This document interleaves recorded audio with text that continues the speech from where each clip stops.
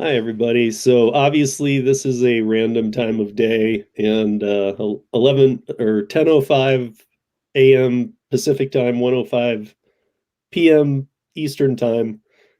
But I was talking to Kim this week, who is here with me today, and there's been two complete 180s on independent contractorship in New Jersey this week, and I just wanted to have her on to do. This isn't going to be a long drawn out thing or get into a bunch of topics. I just want to make sure that we're marking the good side of things with media stamps, as well as all the media that's out there about what's going on. So Kim, thank you for taking out a little bit of your day, and thanks for coming on. And can you help us understand what happened starting Monday this week? Yeah, it's been an interesting week here in New Jersey. I have a little bit of whiplash. So we learned last week, we're in a lame duck session of our legislature here, which means there was an election in November. Some people either lost their seats in the Senate and Assembly, or they're moving to new jobs, or whatever's going on.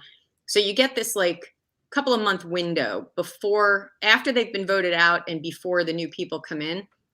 And that's called a lame duck session. And the nickname for these lame duck sessions is the silly season. This is when people put forward bills because they have nothing to lose, right? The voters have already given them the boot, or they're moving on to a new job. They can put forward bills that are favors to friends, favors for lobbyists, things that in a regular legislative session that isn't so short and during the holidays where people were actually paying attention. These kinds of bills would never see the light of day. So last week, it came to our attention that the New Jersey Senate Labor Committee had advanced a bill to protect the legal status of independent contractors statewide, which sounds great, right? That's what we've been asking for ever since they started to try to copy California's AB5 and destroy our lives a couple years ago. The thing is, this bill that they advanced in the Senate Labor Committee last week would only protect independent contractor status if you're a golf caddy. That's it. All the rest of us, the truckers, the rideshare drivers, the per diem healthcare people, the attorneys, the writers, all of us left out. Just a single bill to exempt golf caddies.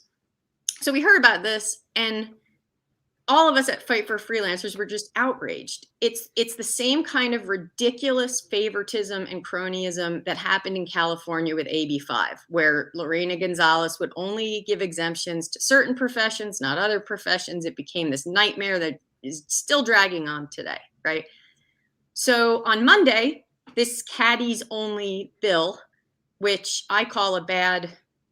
I got to ask too. I know the story, but I think it's a good time to ask this. Did you know that was going to be the thing when you got there? When we got to the State House? Yes. I mean, did you know it was? I mean, were you already aware this is only going to be caddies? Yes. So we saw that this bill existed last week. And because this lame duck session moved so fast, it was put on the hearing calendar for the Assembly Labor Committee just 2 days ago on Monday. So Debbie Abrams Kaplan and I, who are two of the co-founders of Fight for Freelancers, we drove down to the State House and we testified, which they were not expecting. They were expecting to just shove this thing through and have nobody even notice that it was happening. Again, it's Christmas time. It's fast. Nobody's paying attention. Well, we gave them the big what for about how this is an egregious example of playing favorites. It's cronyism. It's wrong. You shouldn't be exempting just a single profession from these lousy anti-independent contractor laws. You should be writing laws that protect us all. And it's such a, in my opinion, stupid bill. I called it the Caddyshack Bushwood Country Club Golf Caddy Protection Act of 2021 on the news last night. We got a bunch of news coverage. People picked it up. It got picked up by our big statewide TV station. It ran in a loop every half an hour last night, all night long. Politico picked it up, some of the statewide papers. It got picked up in New York in a couple of places because it's wrong. It's just wrong. So we came home all outraged. They passed the bill unanimously, which we thought would happen. We didn't think they didn't even ask us a single question. They just wanted us gone. They were angry that we were there and interfering with their plans. And so We woke up the next morning, which was Tuesday. However, you did get your voices and let it be. Well, that was our plan. It's we knew we would lose the vote, but we thought we could win the moment was our thought. And we were right. So we woke up the next morning, which is Tuesday, yesterday, and there is all of a sudden a new bill that we had been told to expect. We've been waiting and waiting, and finally it arrived. This is the bill that we want, and that every independent contractor in the country wants at the state and the federal levels. This bill would require lawmakers trying to determine who's an independent contractor to consider the IRS test. Whereas AB5 is based on this 1930s ABC test that even legitimate independent contractors can't pass, the IRS test is fair. And it can tell the difference between a misclassified factory worker and a franchise owner. The ABC test can't, the IRS test can. So the situation we find ourselves in today, this is day 3 of the week, which is a very long week, apparently, here in New Jersey, is lawmakers now actually have the choice that we have been trying to say is the right choice. They can continue down this path that California did too, just playing favorites with lobbyists and cronyism and exempting professions one by one, which is a horrible, horrible way to make laws. Or they can pass the new bill, the IRS test bill, and advance that. And we're getting to work immediately on starting to make some media noise in support of that bill and help those lawmakers any way that we can. And we're happy that they did this. You know, it's about damn time, and we're now going to have to be in this big fight to actually get it through. So we'll see what happens, whether we can do it this session or we got to wait till next session. We're going to find out, but we're getting to work immediately because we're thankful that they finally listened and, in our opinion, are doing the right thing. So what was it, do you think, that made the flip-flopping between Monday and Tuesday happen? It's a good question. I know that the IRS test bill has been in the works for a little while. We have been, ever since that ABC test copycat bill from AB5, we were able to stop that in 2019 and early 2020.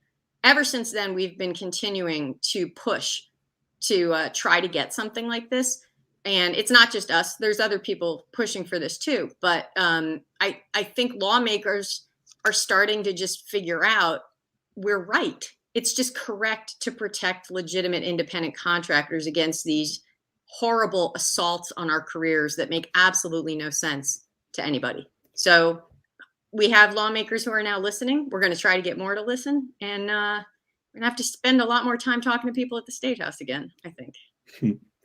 So I'm going to put 2 links up in the show notes when we are done with this. But if you see William Anderson, he's a good friend of ours, posted what media. I think he's just asking, first of all, William, if he missed, we're talking about New Jersey State. And maybe he meant what media coverage, or because I think you said it, but where would what media would it be easiest to find on or to look up on? I don't know if it would, you guys. I mean, it might be easier just to take a look at the show notes and click these links and go from there. Because I don't think it's I mean, you can Google search anything you want and find it. But what she has is the actual, like, she sent me the actual recording from the session.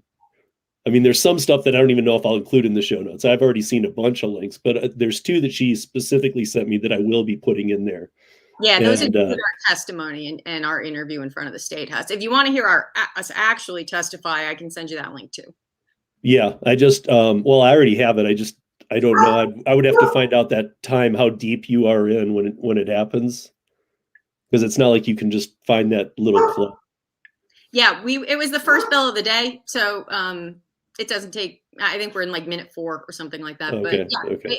If people maybe I'll include that too, just in case anybody wants to hear it. Yeah. So the other thing that I wanted to ask you though was, you also, like, 2 hours, by the way, if any of you don't know, just because we're doing this in the middle of the day, Kim I've already had on, and Kim is just awesome.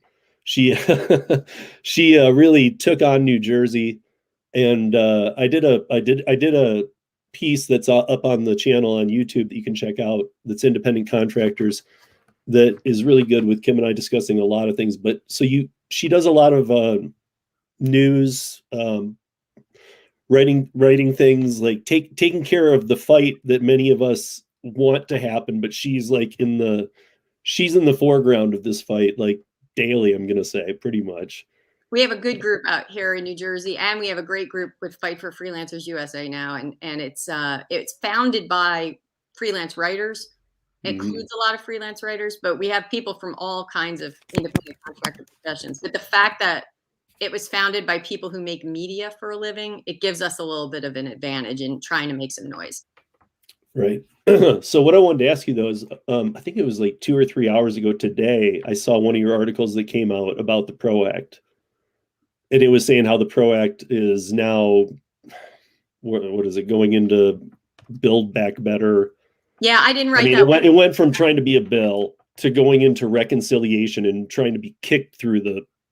Yeah, so what they're doing is at the federal level, I forget who wrote that story. I just shared the link. But what happened is the ProAct would take this ABC test from California's AB5 and put it into federal law for the first time. It's step one in a 3-part plan, that bill is, that President Biden campaigned on to make this ABC test the basis for all labor, employment, and tax law. The ProAct is labor law. It's step one. So they tried to shove that through right after the Democrats took control of Washington after the last big national election. And it has stalled. They made it through the House of Representatives, but the ProAct has now stalled in the Senate. It needs 3 more Democrats to support it. 2 of them, Senator Mark Warner in Virginia and Senator Mark Kelly in Arizona, have both said that one of the reasons they're withholding their support is they don't want to hurt legitimate independent contractors. So they understand our issue. They're standing up for us, which we are greatly appreciative of. So because that bill is stalled in the Senate, they can't get it through. Their new strategy for the foreseeable future is they're taking parts of the ProAct out of the bill and shoving it into other bills that they think they can get through. One of which is the Build Back Better bill, which you sometimes see on the news called the reconciliation bill. It's something, a good way to describe it is a Christmas tree bill. They're hanging everything. It's like a 2,100 page bill or something. Everything they want to try to shove through, they're going to throw in there. So the ABC test is not, and I repeat, not in that bill. But what is in that bill is a couple of pieces from the ProAct that would dramatically increase fines that are levied against companies that are found to have violated independent worker misclassification, things like that, fines for unfair labor practices. And it also, I believe, said it includes personal penalties for corporate executives who are found guilty of this. So not just the company would have to pay, but the human beings could be liable for these fines. Now, what's going to happen next with that bill is it has to go through this thing they call the Byrd bath, BYRD. There was a man named Senator Byrd who created this thing. It basically means if you're doing this type of reconciliation bill, and I won't get into all the intricacies of that, but if you're doing this particular kind of bill, the provisions in it all have to be specific to the budget. They cannot be just a wish list of a whole bunch of other stuff that should go through regular committee process and be debated and discussed and have public hearings and all that kind of thing. So what happens next is the Senate parliamentarian will put this bill through this quote unquote Byrd bath and strip out things that don't belong. And the argument that is being made by people on our side is this kind of nonsense doesn't belong in a bill about the budget. So we're hoping these provisions get stripped out. They would not change independent contractor regulations in any way, but they would have a chilling effect. They would scare companies because now there'd be big fines, much bigger fine than usual. So it's not good for us, but it's not the whole kit and caboodle that they're trying to do to us with the ABC test. No, but it still follows a lot of the design of California AB5. It's the same mentality. It's the same people pushing for it. So this review committee or whatever it was, the Senate parliamentarian. Yeah. Is that one person or is that a committee? One person. So one person gets to decide what gets stripped out of this, what looks legit. Is that overseen by anybody? It's a good question. I've read a couple stories about it, and it's always a headline, something like the most powerful person you've never heard of in the Senate. I forget the person's name, but they're like the referee, I guess is a good way to look at them. They're supposed to be acting like a referee. I'm just saying this absolutely can't be just the person does it and says, here, it's done, and nobody can look at this.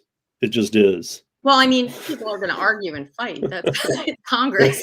Really? I don't even know how these people make breakfast without a fight. Right. So we have a question from a friend of ours, Roy. It says, Kim, how do you feel about these companies are mistreating independent contractors? He might be referring to it more in the gig economy way, but so that's, half of me, and then the other half is, production work I do. But I mean, you have a good understanding of that. Anything to say on that? Sure. Hi, Roy. Thanks for the question. Our stance at Fight for Freelancers has always been that we think misclassification is wrong. We think if you are a misclassified employee and a company is cheating you out of overtime, out of workers' comp, out of benefits that you're entitled to, you should file a complaint. You should have them prosecuted to the fullest extent of the law. You shouldn't put up with it. It's ridiculous. Our problem is with this ABC test that can't tell the difference between those truly misclassified people and legitimate independent contractors. It just loops us all in. And so people who are not being mistreated, people who are thriving as small business owners, are getting hammered and losing their livelihoods from this ABC test. That's our problem. And that's why we think the IRS test approach is better. We just need a fair set of standards that can tell the difference between those two types of people. And we want the bad guys prosecuted. We think they're scumbags just the same as you do.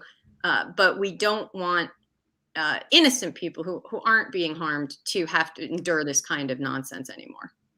And I'll jump in on that too a little bit, Roy, is that like me, I do a lot of production work and this and that and the other, and then I do a lot of gig work. So, I mean, my scenario is, so it's not a negative on the gig world at all. My scenario is I need to be an independent contractor on everything I do, because the pieces just don't come together and allow me to have 6-7 portals of income under any standards that we're talking about today. AB5, ProAct, any of these, they all are set to unionize you and make sure you're one job.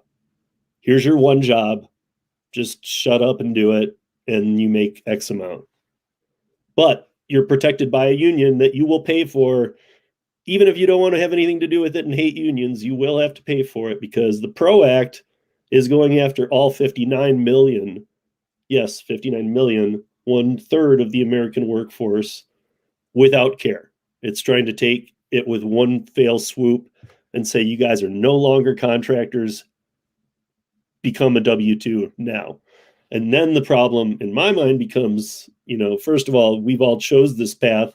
If you listen to the last time I had Kim on, she even explains how she was doing W-2 in this industry for a long time. And then when she broke off and did her own thing, her life got much better. Not just money, but happiness, flex time, all the things that we want. And for me, like, my life in no way would work. It's not even like, even if I was forced, I don't know how without moving, I would have to move to Florida to where laser production is based out of. If I had to pick any of the gigs I do to take a full-time job, I would have to pick that one. And I would pick that one anyway. I like that one. But I mean, I would have to do that and move to Florida and be an employee there. So I couldn't be an independent contractor in Colorado doing great and making the money I do and raising my son and having the life I want. I would now have to take one single job. I mean, and most independent contractors agree with you and me. If you look at the studies going back to at least 2015, including ones for the federal government's General Accounting Office, the U.S. Bureau of Labor Statistics, big companies like ADP Research, Gallup, MBO Partners, they all say the same thing, which is that 70 to 85% of independent contractors want to remain independent. There was one study came out during 2020, like the worst year any of us have ever even imagined could ever exist. Even in the height of the pandemic and all the worst of the chaos, 60% of independent contractors said there was no amount of money that would get them to take a W-2 job. The vast majority of us want to remain independent. There was just a new study put out last week from the Pew Research Center that said the majority of Americans in general, bipartisan, agree with us that we should be able to remain independent. The only thing that is causing this turmoil is that unions need more members. They need more of us reclassified as employees so they can attempt to unionize us. That's what's driving this. And in my opinion, it's wrong. It's way wrong. I mean, I think a lot of people in the room here, I know, have seen a lot of my videos up on YouTube, but I'm wondering if they've seen specifically a lot of the ones like if you haven't watched the Gail Gordon one, that one should break your heart and explain to you what they're really looking at doing here and how little they care about anything or anyone. I mean, literally, we are statistical data at this point, nothing more. Because, I mean, as Kim said the last time on here, they don't even care. I mean, like when I brought up, what is everybody going to do for jobs? Because union jobs aren't there. She's like, they don't care. Yeah, because their goal is not to, their goal is to rebuild the ranks of unions. If they can achieve 10% growth and 90% of independent contractors are gone, they have achieved their goal, right? So we are acceptable collateral damage in their plan. And I can tell you here in New Jersey and also with Fight for Freelancers USA at the federal level, we're doing everything we can to muck up that plan. Yeah. So like, here's one again from our friend Willie. Yes, I only want laws pertaining to classification, but don't want to be part of a union or an employee. That's what all of us want, Willie. Amen, Willie. Amen. And that classification though needs to be very open. Needs to be independent contractor. Our word is fair. Yeah. If the test can't tell the difference between a misclassified factory worker and a guy who owns a Dunkin' Donuts franchise, it's not a fair test. It's not a reasonable test. So as long as the test is fair, it should allow lawmakers and regulators to just crack down on the bad guys and leave the rest of us alone. And that's the correct way to do things. That's the way we've done it forever. It's the way it should be. Yeah. Right. I mean, you guys got to remember that this IRS test, I mean, even if your state varied a little bit and right to work states and all that kind of thing, but this has all existed. I think that a lot of people get confused because they start hearing about AB5, and if they don't live in California, they don't understand the power of it and the damage it's done. It makes this like, and I hate to compare it, but it makes this tornado that, hit in Kentucky look like a storm. It wrecked lives. It wrecked it wrecked nonprofits. It wrecked businesses. It wrecked six-figure earners' way of living. It made people leave the state of California. It made companies call people who worked in California as independent contractors toxic, and they didn't want to touch them. They didn't want to work with them. And part of it was, I don't know well, are you sure? I don't know, but I'm not going to take a chance because I've heard some really bad stuff. I can't do with you right now. So everybody in California that has built lives and jobs and careers, and I mean, like, I've interviewed a handful of them now. I mean, 30 years of doing stuff, building their brand, and whatever that might be, and working with whoever they work with. And now AB5 is wrecked. And if you don't know, I'll put the you know what? I probably need to do this anyway. It's been a while. I'm going to put the ABC test into the show notes as well when we're done, because you guys need to see what the B prong is. We're not kidding when we say that, the A and the C, whatever, but the B prong makes it impossible to be an independent contractor. Impossible. I mean, I keep, people keep saying, well, it's not impossible. And I'm now moving to, I don't care if like 0.00001% of something you can prove to me, it's impossible. It definitely makes it impossible in your area of expertise, because it says that you cannot be in the same line of business as the company paying you, period. So For me, as a freelance writer and editor who does work for newspapers and magazines and websites, I'm in the publishing business, right? I'm disqualified. It doesn't matter if I write for 30 different magazines a year. I'm still no longer considered an independent contractor, which is ridiculous. It's insane. And you're seeing this too, right? There's another one from Roy. Yeah. So Roy's asking, so what is the problem if someone hires you as an employee? So here's the problem, Roy. Employees are subject to a lot of different things. First of which is control over your life. And the amount of work that legitimate freelancers do for different publications does not usually constitute a full-time job. At best, we would be reclassified as part-time employees. Our income would drop, our taxes would change, our ability to save for retirement would change. It causes this whole string of problems that you don't have when you're operating as I as a freelance writer and editor since 2005 have been set up as a limited liability company, which provides me some legal protections. It gives me some tax protections. I'm a small business owner at the end of the day, which the majority of small business owners in this country are solopreneurs who don't have any employees. They're people like me. So I don't want to be we had this conversation with one of the legislative offices in Washington. She asked the same question, what's the problem? And we said to her outright, who would want to go from being their own boss with 30 clients working whenever and however they want to work? Who would want to go to now overnight having 30 part-time bosses? Because that's the best case scenario. You go from being your own boss to having 30 part-time bosses all at once. Is anyone listening want to have 30 part-time bosses?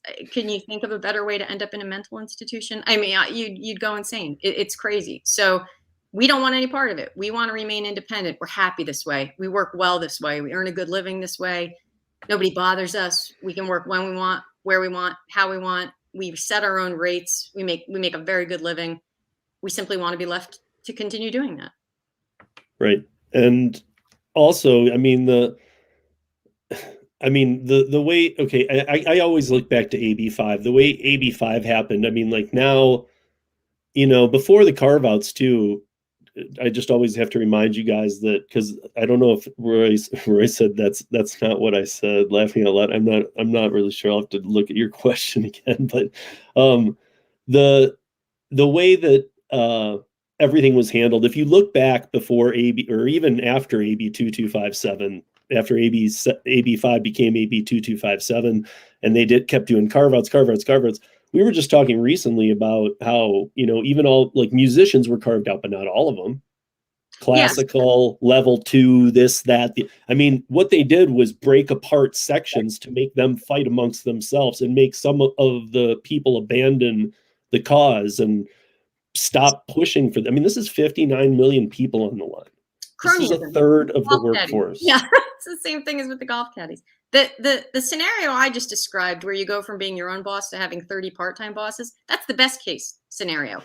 What we learned from AB5, as you were saying, is most companies simply eliminate the independent contractors. They don't create any employee position. There is zero evidence that AB5 created any widespread new W-2 jobs, and there's not a single union that has formed as a result of it. What this ABC test does is wipe out independent contractors, and it's wrong. Right. And I mean, we so now, Roy. Amen, Roy. Yeah, because that is what it is, Roy. And honestly, all of this has been done very much, as weird as it is. I mean, it seems like such a big thing that you'd think, no way, but this has all been done as in private as possible. A lot of it gets public, and it's people like all of us talking that get it going. These guys are great. Kim, Karen, Gail, Lisa, all you guys have all your facets too. But I mean, like, this takes constant work to break this stuff down, because the other thing is, once California went to AB5, nobody was hiring. The AB5 was supposed to create jobs through unions. First of all, I don't want that. Nobody wanted that. That's why California voted, no, we don't want this law, and passed Prop 22. And then California said, wait a minute, I know you spent $207 million to make sure that that passed, and it didn't represent everybody. It didn't represent all the independent contractors, just the app-based platforms. But still, they waited and said, no, this violates the California Constitution. We're going to take you to court and challenge Prop 22 too. So they look to just throw a net over everybody and go, now you can't be independent contractors. Go get a W-2 with the unions or this, that, the other. I've asked a question to almost every guest I've had on one of these, and I've said, has the unions created any jobs at all? And every one of the guests said no. Even or if there is, we don't know where they are. I mean, even the ones who supported it can't name a single thing that happened. Yeah, I mean, there's no jobs were created. And then because of it, no hiring was going on either. People who had been working with independent contractors for years were like, I can't hire people. I can't have a payroll. My whole system balances on independent contractors. If you take that away, you lose me. Now I can't employ those people. So it's not like the employment problem was solved. It was made worse. Yeah. So as you say, you got to shine a light on it. You absolutely have to make noise. And we did just this week in New Jersey with that silly Caddie's only exempted. It's just ridiculous. You have to point out the egregiousness of what is going on. We have Roy saying, if a company hires you to do something outside their own workforce, then yes, you're independent. And I'm not going to read the rest. But yeah, so what if they say you're an employee, that's bullcrap. If you're a plumber who goes to fix the toilets at a hair salon, you can still pass that B prong. But if you're a writer producing an article for a magazine, you can't. And it's just silly. It's just stupid. Yeah. I mean, I don't know. We have somebody in here. What's up, Road Warrior Rick? This isn't just about app-based gig platforms. We're talking about everybody: freelance writers, interpreters, musicians. We're talking about the destruction that AB5 caused, and being an independent contractor by choice, and that being taken away, those freedoms. Like me, I work app-based platforms, but I also work the gig platforms, and so you can't take that independence away from me. So I'm an independent contractor for life, have been for a long time, and I'm not going to give that up. But Kim, thank you for helping us with this. Is there anything else that we should add other than the one I'm going to put in the notes? Because it was like a complete flip. Because when I first heard from you Monday, I was actually a little concerned, even though you were still worked up and you were like very angry about on fire. But I was like, because it sounded really bad. Like you went all the way down there and they're just exempting caddies. It's obnoxious is what it is. I mean, this is like, this is how AB5 started. Like AB5, you can't be an independent contractor. So Kim went down to the State House this week on Monday and found out that, oh no, we're not doing everybody. We're just doing caddies today. We're just going to exempt the caddies so that they can work. This is what happened with AB5. It was one thing after another, carving it out. Was there money behind them? Could they pay the unions? And what was the union acceptance? There was so much junk behind all. This is what everything bad in politics is about. Cronyism, plain and simple. Lobbyists and cronyism. It's awful. Yeah. But now we have this is getting ridiculous, and it is going to other states now. I mean, New York has their version. Massachusetts has H1234. New Jersey, you took it down, but here it is creeping back. AB5, Prop 22 is in challenge with the California Supreme Court. Now they're going to spend millions of dollars on that. There is such wasted money going around trying to prove if independent contractors are independent contractors. Yeah, I can just tell you, independent contractors are independent contractors. We've tested this for years. For decades, really. Decades. Since the founding of the nation. Yeah. So what can people do? What we need help with in New Jersey right now is this new bill that was publicly released yesterday. It's Senate Bill 4262.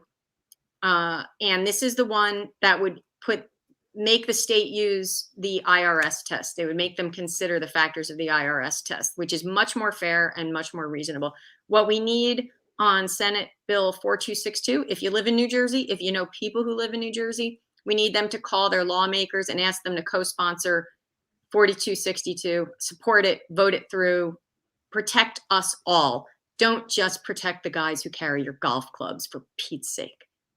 And don't just pick them and then the next thing and then the next thing. And then, because that's what happened in California, and not many people knew how that looked. It was so ugly. If you guys weren't around and watching it in the very beginning of AB5, it was one of the most disgusting things I've ever seen. I mean, it was just like every 3 days, there'd be like 2 more things exempt. Oh, now we're going to let these people and these people work during a global pandemic. I mean, that part shouldn't even matter, but it was happening. I mean, you can't make this stuff up. It's one of those times I'm going to say that comment that I don't like too much because everybody says it, but you can't make this stuff up. It's offensive. And as you said, it's the worst of what government looks like. And it's not how things should be. And we just need to keep pushing for how things should be to protect us all. I'll end with Roy's comment, because I think that's right. Because you made a joke about Trump's golf course being close to your house, Kim. It is. I don't have any idea if that's one of the ones that lobbied for this, but yeah, I think that the lawmakers in Trenton, there was a lot of white men in the room yesterday. I'll say that. They probably play a lot of golf. Okay, well, thank you very much for doing, because this, I think you got it too, Kim. I just wanted this to be out there because here's all the news out there on the other side saying, oh, this is great, even on Monday. And then Tuesday, there's a complete flip. They don't want to talk about that yet. So I just want there to be stamps and markings in the media world, YouTube, things like that show, hey, there's another side to this story. Well, and it shows we can get there. Right. We've been working on this for 2 years now. I can't tell you how much of my life I have lost to this stupidity, but it can be done. We now have a bill introduced that would fix it. Now there's going to be a fight to get that bill passed, but people who think it doesn't matter, you can't fight City Hall, just suck it up and let them destroy your life. Hell no, that's not how I roll. Come and help us at Fight for Freelancers USA. Right. Don't let it anywhere. That's just one of the stepping stones to, taking away all of our autonomy in life. And I'm not even going to get into the other ways they're taking away our autonomy in life already right now. They can't have it. We won't give it. And what we proved yet again just this week by showing up and saying our piece on that Caddies only bill, the media will cover it if you show up and speak out. You just got to find a little courage. And, when we do it together, we have strength in numbers and we can move the ball. We're moving that ball. Be the ball, Steve. Be the ball. Okay. I will be the ball. But hey, there is one more comment that we need to look at. Hey, luckily these laws will never come to Tennessee. Nathan, that's what we're saying. They will come to Tennessee. The ProAct is aimed at Tennessee. And if you're a right to work state, it doesn't matter. That's what the ProAct is. It's going to take away the right to work state.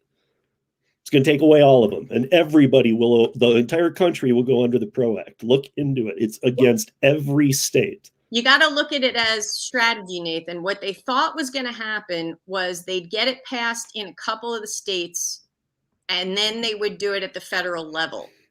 It doesn't matter if you're a red state like Tennessee. What their plan was, starting in 2019, first California, led by a big blue state, California would pass it. New Jersey, another blue state, was supposed to go next. New York was supposed to go after us, and then Illinois was teed up to come after that. All states that are controlled fully by Democrats, they would have got it through. And then the plan was to be able to say, okay, this is the way things are going in the states. Now let's do the ProAct at the federal level. What actually happened was California was a disaster. We screamed and yelled in New Jersey and stopped it. New York and Illinois backed off. So we proved that it can't be done at the state level, which is why when the Democrats took control of everything in Washington at the federal level, they said, well, forget about the states. Let's not have the fight in the states. Let's just do it blanket across the country for everybody. So they are trying to do it specifically to red states, starting with the ProAct. And that's why we're fighting it. Nobody should be subjected to this. It's outrageous. It's ridiculous. It is. It is. And it's just the way none of us, this should be my final thought here, and then Kim will have one. But honestly, this shouldn't shock anybody. This is the way the country's going. And I'm not putting out a political statement or anything right now. What I'm just saying is, we're moving to a woke climate where You know, we're going to be told what vaccines and when and where, and you're going to do this, and you're going to be here, and you're going to work for a union, and you're going to live here, and you're going to. It might, you know, you might think that's very extreme of me to say, but that's the goal in a lot of people's heads. Yeah, I'll say my final thought on that is, as we've talked to lawmakers at the state level here in New Jersey, we have had good luck and bad luck with Republicans and Democrats alike. There are very reasonable people on both sides if you go find them. And in order to get the right thing done, you need help from both at the end of the day. You just do. And so our approach is to try to get people to see what I think of as the rational middle. It's just the rational middle ground. Have a test that can let you crack down on the bad guys, but leave all the rest of us alone. It's reasonable, it's logical. Let's do that. And there are Democrats who helped us in 2019 and who I believe are going to help us now with New Jersey Senate Bill 4262. You just got to go and make some friends and show them who you are and explain. You know, they're hearing from the lobbyists on the other side. The lobbyists who want this, those unions have a lot of money for lobbying, and they know these lawmakers. They got their cell phone numbers. They're possibly playing golf together is my guess here in New Jersey right now. So they need to see our faces. They need to know who their constituents are and understand what independent contractors do. They don't understand it. And once they meet you and understand that you're not some exploited person who's miserable and downtrodden, then they don't want to hurt you. And once you show that you're willing to take your story public, then they really don't want to hurt you because they don't like bad press. So this is a strategy that we continue to employ, and look at what we have gotten to so far. You know, we stopped the bad bill. We've got the new good bill introduced. I don't know what'll happen with the idiot Caddie thing, but life will go on, you know. But we're going to work very hard now to try to get this IRS test bill through, and we're going to work with Republicans, Democrats, and independents alike. That's what our Fight for Freelancers group is. We're nonpartisan for a reason. There is bipartisan agreement that our position is the right one. We got studies to back it up. We just need the lawmakers to do the right thing. Yep. Perfect. Perfect. I mean, that's it, guys. That's all we wanted to bring to you today. I just wanted to do this update because I had Karen on, and then I said that's probably going to be it for the year. And then in early February, we're doing a roundtable piece that I think you guys will all be interested in. It's going to have Kim. It's going to have Lisa Rothstein, Gail Gordon, and Karen Anderson. And that will be quite a roundtable. But until then, I just wanted to point this out because this just happened, and it just happened around the holidays. And I had that AB5 feeling in me again. I don't know, just like, you know, creepy. Not even like, oh, this passed, but like creepy. I don't know. So I'm glad that you were there. I'm glad that I'm glad the Caddies got their way, but nobody else did. You know, like I said, sometimes you lose the vote, but you can use the media to win the day. And that was our goal, and we hit the target, bullseye. So right. So for right now, if you want to be an independent contractor in New Jersey, you can go be a Caddie. Forever. You're legally you can be a Caddie. Forever. I mean, hopefully other jobs will fall into that too. Yeah. But with good people like us, it will. Thank you, Kim. Thank you, everybody, for checking us out, and see you soon. Happy holidays.